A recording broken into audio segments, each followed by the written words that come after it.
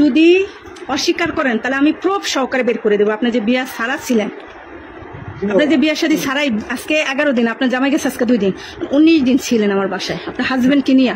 আপনি আমার কথা শুনেন, আমি বলি আপনি ভাই যে কাজটা আমার করছেন, আপনি কিসের ভাই হতে পারেন আমার এটা বলেন?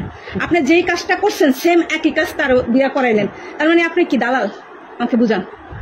আপনি থাকছেন, আপনি অপরাধ করছেন আমার বাসাটা, এটা পুলিশের বাসা, সম্মান অনুযায়ী আমি মান সম্মানের দিকে তাকাই, কিচ্ছু বলি নাই, কাউকে বিষয়টা জানাই নাই, কোনো গার্জিয়ানকে জানাই নাই।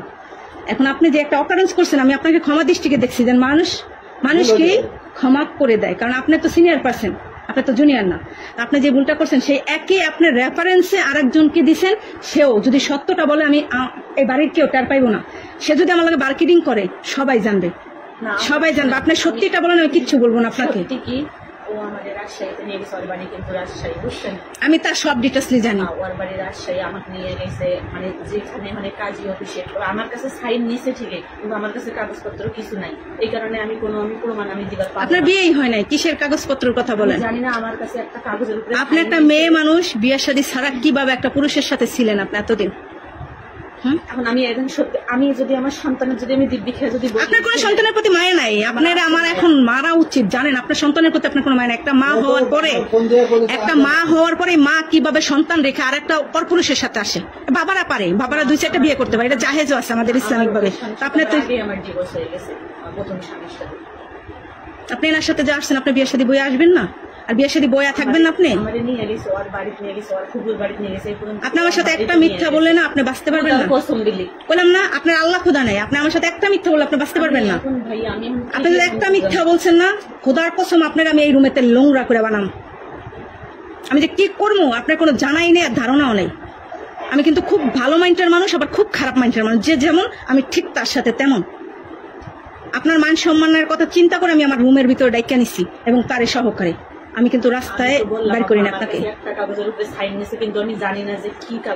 এটা আমার দেখার বিষয় না, সাইন আমি ওনার থেকেও রাখবো, ওটা কোনো সাবজেক্ট না। কাজী অফিসে যাইতে হবে, বিয়ে করতে হবে, তারপর একটা পুরুষের সাথে থাকতে হবে। আপনি তো কোনোটাই করেন নাই, করছেন? তাহলে আপনি এই কাজটা যেন করছেন কেন? আমার কথা শুনেন, ওই যে আমি ওইটা ভাবছি যে ও তো আমার কাছে কাগজের মধ্যে সাইন নিছে, মানে ও বলছে যে আমার এখানে পরিচিত এক লোক আছে, তো আমি ভাবছি যে এখানে মনে হয় আপনার অন্য জায়গায় বিয়ে হয়েছে, আপনার সন্তান আছে, কটা আছে? ছেলে না একটা ছেলে আছে। কত বছর বয়স? 5 বছর একটা ছেলে আছে। আপনি তো আর বাচ্চা না, বাচ্চা আপনি তো বাচ্চা না, কচি খুকিও না। আপনি একটা সংসার করে সংসারটাকে 5 বছরই আপনি সংসার করেন না, সংসার তো 6-7 বছর করছেন। নিম্নে তো 7 বছর করার পর একটা সন্তান 5 বছর আপনার আছে।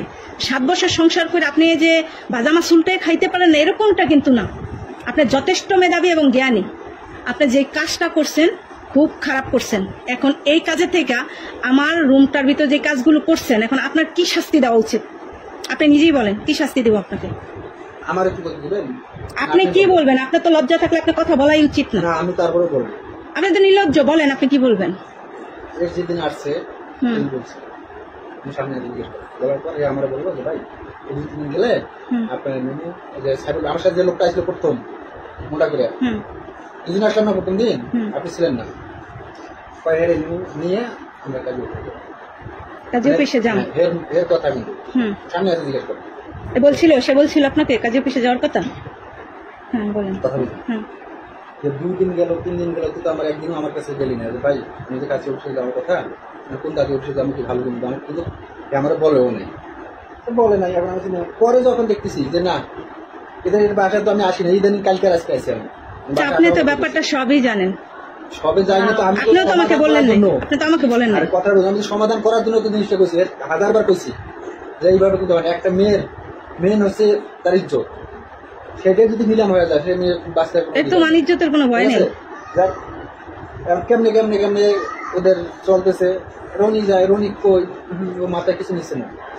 অলরেডি বিশ্বাস করবেন কিনা যে কাঠের উপর আছি, রনি গেছে বাইসে গেছে, কালকে বিধম মারি নাকি রনি